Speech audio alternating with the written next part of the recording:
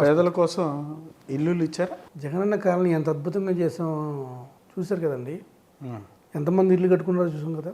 దాంట్లో మీ రిలేషన్స్కి ఎక్కువ కేటాయించారు అనేది జగనన్న కాలనీలో అలా ఏం లేదే. అలా ఇచ్చేసారు ఇలా ఇచ్చారు నాకు తెలిసినటువంటి ఎలిగేషన్ ఫస్ట్ టైం దగ్గర నుంచి ఉంటాం. ఫస్ట్ టైం దగ్గర నుంచి ఉంటాం. ఫస్ట్ టైం అందరు అర్హులకే ఇచ్చారు. ఎందుకు ఇన్ని చేశారు మీరు? ఇప్పుడు ఇన్ని కొత్త కార్యక్రమాలకు రూపకల్పన చేశారు.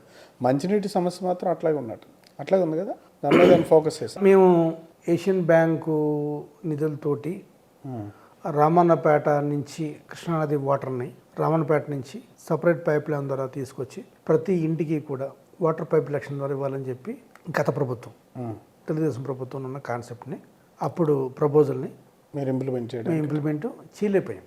ట్రై చేసాం కానీ చేయలేకపోయాం. దాని మీద కొంత వర్కౌట్ అయితే చేసాం కానీ చేయలేకపోయాం.